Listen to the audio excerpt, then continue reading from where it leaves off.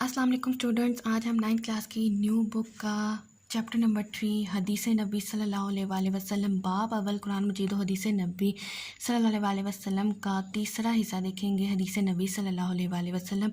और उसी तरह पहले सबक की तरह इसके भी कुछ इंपॉर्टेंट पॉइंट्स हम देखेंगे। उसके बाद मुख्तसर सवालात, कसीर इंतखाबी सवालात और तफसीली जवाबात की तरफ हम लोग देखेंगे कि इसमें हमें वो क्या कहता है। चलिए शुरू करते हैं हम लोग अपना दूसरा सबक जो है हदीस नबी सल्लल्लाहु अलैहि वसल्लम। और इस सबक को पढ़ने के बाद आप लोग इन चीज़ों पे जो है वो आप इस काबिल हो जाएंगे कि आप बता सकें हदीस नबी की तारीफ़ और उसकी अहमियत, निसाब में शामिल हदीस नबी सल्लल्लाहु अलैहि वसल्लम का तर्जमा, हदीस नबी का मफ़हूम और फजीलत, और हदीस नबी में बयान की गई तालीमात को समझना है। सबसे पहले है उसका इंट्रोडक्शन। हदीस के लफ्ज़ी मायने बात और गुफ्तगू के हैं। या आप अंडरलाइन कर सकते हैं या आपसे वो MCQs में भी पूछ सकता है। शरई इस्तिलाह में वो कौल और अमल जिसकी निस्बत नबी करीम सल्लल्लाहु अलैहि वसल्लम की तरफ हो हदीस कहलाता है। यानी नबी करीम सल्लल्लाहु अलैहि वसल्लम के अक़वाल, अफ़ाल और तकरीर, यानी कोई ऐसा काम जो आप सल्लल्लाहु अलैहि वसल्लम की मौजूदगी में किया गया और आप सल्लल्लाहु अलैहि वसल्लम ने इस पर खामोशी इख्तियार फरमाई हो, इसका मजमूआ हदीस नबी सल्लल्लाहु अलैहि वसल्लम कहलाता है। जो ऊपर है वो हमारे पास तारीफ़ है हदीस की और नीचे उसने हदीस नबी की तारीफ़ की है। अगली हेडिंग है हमारे पास, अगला पार्ट है हदीस नबी की अहमियत और फजीलत। नबी पाक सल्लल्लाहु अलैहि वसल्लम की हदीस मुबारका दीन की तालीमात का सरचश्मा और रश्तो हदायत का ज़रिया है। जनाब रसूल सल्लल्लाहु अलैहि वसल्लम की बासत के मकासद में से अहम तरीन मकसद कुरान मजीद की तशरीह और तफसीर और उसका अमली नमूना फ़राहम करना है। ये भी आप अंडरलाइन कर सकते हैं कि बासत का मकसद क्या था, अहम तरीन मकसद क्या था, कुरान मजीद की तशरीह और तफसीर और अमली नमूना फ़राहम करना। कुरान मजीद की तालीमात को समझने के लिए हदीस नबी अहम ज़रिया है। बतौर मुसलमान हमारे लिए लाजिम है कि हम नबी अकरम सल्लल्लाहु अलैहि वसल्लम की अहादीस को अपनी ज़िंदगी के लिए अमली नमूना बनाएं। हमारी ज़िंदगी नबी अकरम सल्लल्लाहु अलैहि वसल्लम के अक़वाल व अफ़ाल के मुताबिक होनी चाहिए। अल्लाह ताला ने कुरान मजीद में इसी बात का हुक्म देते हुए इरशाद फरमाया है, या अय्युहल्लज़ीना आमनू अतीउल्लाह व अतीउर रसूला वला तुब्तिलू अमालकुम। सूरह मोहम्मद की आयत नंबर 33 है ये। तर्जुमा, ए ईमान वालो, अल्लाह की इताअत करो और रसूल सल्लल्लाहु अलैहि वसल्लम की इताअत करो और अपने ईमान ज़ाया मत करो। अरशाद बारी ताला है, वमा अताकुमुर रसूलु फ़ख़ुज़ूहु वमा नहाकुम अन्हु फ़ंताहु। सूरह हश्र की आयत नंबर 7 है। तर्जुमा, और जो कुछ रसूल अल्लाह सल्लल्लाहु अलैहि वसल्लम तुम्हें अता फरमाए तो उससे ले लो और जिससे तुम्हें मना फरमाए उससे रुक जाओ। इन आयात से हमें ये रहनुमाई मिलती है कि हमारे लिए ज़िंदगी गुजारने का मियार हज़ूर अक़दस सल्लल्लाहु अलैहि वसल्लम की ज़ात गिरामी और आप सल्लल्लाहु अलैहि वसल्लम के अक़वाल व अफ़ाल हैं। लिहाजा हमें अपनी ज़िंदगी में आप सल्लल्लाहु अलैहि वसल्लम की तालीमात के मुताबिक ढालने की कोशिश करनी चाहिए। ये एक बहुत छोटा सा इंट्रोडक्शन था हदीस नबी और उसकी अहमियत और फजीलत पर। अब हम देखेंगे कुछ मुंतखब अहादीस जो उन्होंने हमारे इस चैप्टर में ऐड किए हैं, उनका तर्जुमा और उसको थोड़ा सा समझने की कोशिश करेंगे। मुंतखब हदीस में पहली हदीस है, अकमलुल मुमिनीना ईमानन अहसनुहुम खुलुकन व खियारुहुम लिनिसाइहिम।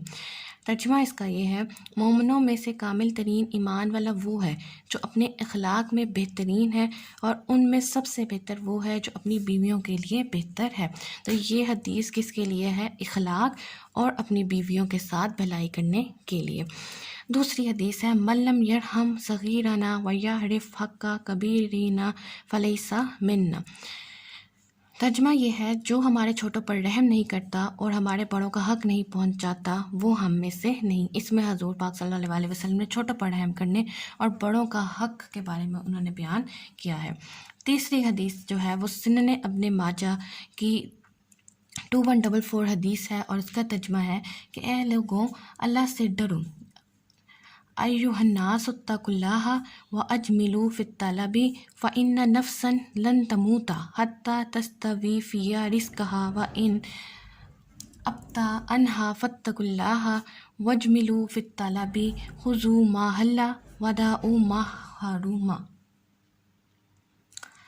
اے لوگوں، اللہ سے ڈرو اور اچھے طریقے سے اعتدال کے ساتھ روزی طلب کرو، کیونکہ کوئی انسان اپنا رزق پورے کیے بغیر نہیں مرے گا، اگرچہ اس رزق کے حصول میں دیر ہو جائے۔ چنانچہ اللہ سے ڈرو اور اچھے طریقے سے روزی طلب کرو، جو حلال ہے وہ لے لو اور جو حرام ہے وہ چھوڑ دو۔ اس کے بعد ہمارے پاس چوتھی حدیث ہے جو کہ صحیح مسلم کی حدیث نمبر 6524 ہے۔ من احب ان یبسط لہ فی رزقہ وینسأ لہ فی آثارہ فلیصل رحمہ۔ جو چاہتا ہے کہ اس کے رزق میں وسعت کی جائے اور اس کی عمر لمبی ہو تو وہ صلہ رحمی یعنی اپنے رشتہ داروں کے ساتھ اچھا سلوک کرے۔ اس حدیث میں آپ صلی اللہ علیہ وسلم نے ہم مسلمانوں کو اپنے رشتہ داروں کے ساتھ اچھا سلوک کرنے کی ترغیب دی ہے۔ پانچویں حدیث جو کہ صحیح مسلم کی حدیث نمبر 88 ہے، اس میں وہ کہتے ہیں ان النبی صلی اللہ علیہ وسلم فی الکبائر قال الشرک باللہ وعقوق الوالدین وقتل النفس وقول الزور۔ رسول صلی اللہ علیہ وسلم نے کبیرہ گناہوں کے بارے میں فرمایا اللہ کے ساتھ شرک کرنا، والدین کی نافرمانی کرنا، قتل کرنا اور جھوٹ بولنا۔ اس کے بعد ہمارے پاس چھٹی حدیث ہے۔ چھٹی حدیث صحیح بخاری کی حدیث نمبر 2545 ہے، اور اس میں وہ کہہ رہے ہیں، یہ حدیث آپ صلی اللہ علیہ وسلم نے غلاموں کے بارے میں بتائی گئی ہے، اور اس میں یہ ہے کہ تمہارے غلام تمہارے بھائی ہیں، انہیں اللہ تعالیٰ نے تمہارے ماتحت رکھا ہے، چنانچہ جس شخص کا بھائی اس کے ماتحت ہو اسے چاہیے کہ اسے وہی کھلائے جو خود کھاتا ہے اور اسے وہی لباس پہنائے جو خود پہنتا ہے، اور ان سے وہ کام نہ لو جو ان کی طاقت سے زیادہ ہو، اور اگر ایسے کام کی انہیں زحمت دو تو خود بھی ان کا ہاتھ بٹاؤ۔ تو یہ حدیث آپ صلی اللہ علیہ وسلم نے غلاموں کے ساتھ رحم اور ان کو یعنی کہ برابری دینے کے بارے میں انہوں نے یہ بتائی ہے کہ جیسا ہم خود لباس پہنیں انہیں بھی وہی دیں، جو ہم خود کھائیں ان کو بھی دیں، اور ان کی طاقت سے ان کی ہمت سے زیادہ بڑھ کر ان سے کام نہ لیا جائے۔ اس کے بعد ساتویں حدیث ہے جو کہ سنن ابی داؤد کی حدیث نمبر 3657 ہے، اور اس میں وہ کہتے ہیں آپ صلی اللہ علیہ وسلم کا ارشاد ہے کہ جس شخص کو کسی نے علم کے بغیر فتویٰ دیا تو عمل کرنے والے کا گناہ فتویٰ دینے والے پر ہوگا، اور جس پر اپنے بھائی کو کوئی ایسا مشورہ دیا جبکہ اس کا علم تھا کہ بھلائی اس کے علاوہ ہے تو اس نے اس سے خیانت کی۔ حدیث نمبر 8 صحیح مسلم کی حدیث نمبر 37 ہے، اس میں حیا کے بارے میں آپ صلی اللہ علیہ وسلم نے ارشاد فرمایا الحیاء لا یأتی الا بخیر، حیا سے ہمیشہ بھلائی پیدا ہوتی ہے۔ حدیث نمبر 9 سنن ابن ماجہ کی حدیث نمبر 925 ہے، اور اس میں آپ صلی اللہ علیہ وسلم ارشاد فرما رہے ہیں اے اللہ، بے شک میں تجھ سے فائدہ دینے والا علم، حلال روزی اور قبولیت والا عمل مانگتا ہوں۔ لاسٹ حدیث جو اس چیپٹر میں ہمیں دی گئی ہے وہ ہے صحیح مسلم کی حدیث نمبر 2564، اور اس میں وہ کہتے ہیں آپ صلی اللہ علیہ وسلم ارشاد فرماتے ہیں کل المسلم علی المسلم حرام دمہ ومالہ وعرضہ، ہر مسلمان پر دوسرے مسلمان کا خون، مال اور عزت حرام ہے۔ اس کے بعد اسی چیپٹر کے میں ہمارے پاس 20 اسماء الحسنی شامل کیے ہیں، وہ بھی دیکھ لیتے ہیں۔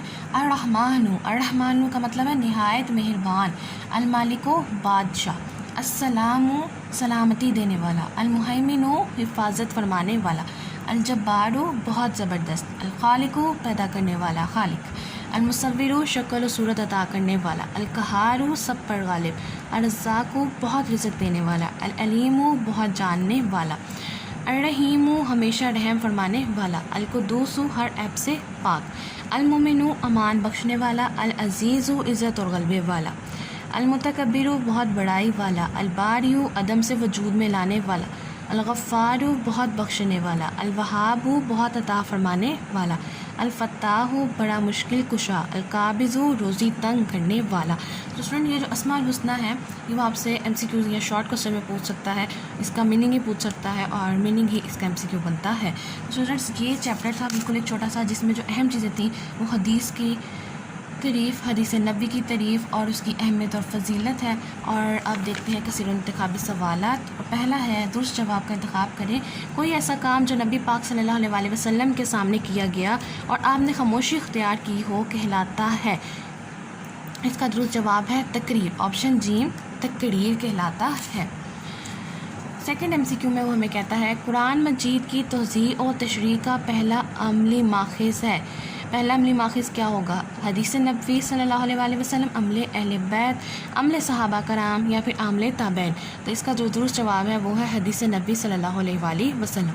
तीसरे में कहता है हदीस मुबारक के मुताबिक रिस्क में वुसअत होती है सिला रहमी से। ये हमने यहाँ पे हदीस पढ़ी थी, ये अपने रिश्तेदारों के साथ अच्छा सलूक करेगा तो रिज़्क़ में वुसअत की जाएगी। तो ये हमारे पास किस होती है? सुलह रहमी से। गलत मशवरे को करार दिया है ख़ियानत। ये जो हदीस नंबर हम लोगों ने पढ़ी 7, उसमें उसने लिखा था ख़ियानत गुनाह कबीरा में से है। वालिदैन की नाफरमानी, ऊंचा बोलना, बुखल या फिर फजूल खर्ची। तो वालिदैन की जो नाफरमानी है वो हमारे पास गुनाह कबीरा है। उसके बाद हमारे पास आ जाते हैं मुख्तसर जवाबात। पहला मुख्तसर सवाल है हदीस से क्या मुराद है, और इसका जवाब है पहला पैराग्राफ आप मार्क कर सकते हैं। हदीस के लफ्ज़ी मायने बात और गुफ्तगू के हैं। शरई इस्तिलाह में वो कौल और अमल जिसकी निस्बत नबी पाक सल्लल्लाहु अलैहि वसल्लम की तरफ वो हदीस कहलाता है। यहाँ तक कर सकते हैं, और अगर आप क्वेश्चन को थोड़ा सा बढ़ाना चाहते हैं तो आप यहाँ तक लिख सकते हैं, यानी नबी सल्लल्लाहु अलैहि वसल्लम के अक़वाल, अफ़ाल और तकरीर जो आप यानी कोई ऐसा काम जो आप सल्लल्लाहु अलैहि वसल्लम की मौजूदगी में किया गया और आप सल्लल्लाहु अलैहि वसल्लम ने इस पर खामोशी इख्तियार फरमाई हो, हदीस नबवी कहलाता है। उसके बाद हमारे पास दूसरा शॉर्ट है हज़ूर पाक सल्लल्लाहु अलैहि वसल्लम ने उम्दा इखलाक वाला किससे करार दिया है, और इसका जो आंसर है वो हमारे पास पहली हदीस में है। इसका हमारे पास आंसर आएगा मोमिनों में से कामिल तरीन ईमान वाला वो है जो अपने इखलाक में बेहतरीन है, और उनमें सबसे बेहतर वो है जो अपनी बीवियों के लिए बेहतर है। और अगर कोई बच्चा ये अरबिक याद कर सकता है तो वो ये भी आंसर में लिख सकता है, वो बहुत अच्छा इंप्रेशन देगा। नहीं तो इसका जो आंसर है वो इतना बहुत होगा। उसके बाद हमारे पास आ जाता है तीसरा सवाल हदीस की अहमियत से मुतल्लिक कुरान मजीद की एक आयत का तर्जुमा तहरीर करें। तीसरा शॉर्ट का आंसर कुरान की एक आयत का तर्जुमा तहरीर करना है, और वो यहाँ पे है हमारे पास सूरह मोहम्मद की आयत नंबर 33 है।